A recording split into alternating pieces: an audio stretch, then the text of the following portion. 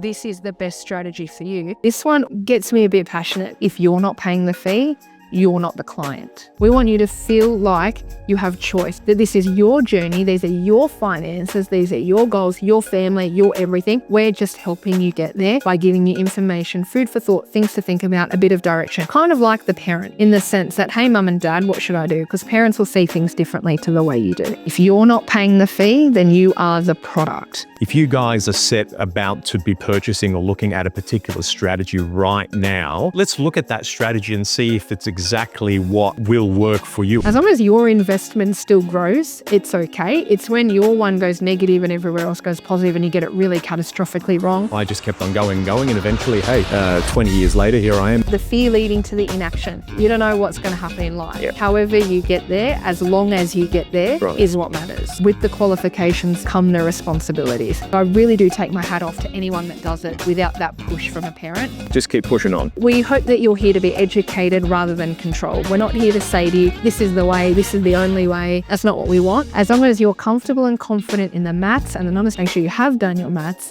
and you have gone to the right people. Buyer's remorse is part of the emotional journey, because as much as we say follow the numbers, there are emotions attached. We are still human. It's free advice if you're going to walk out of it with at least more information and more knowledge.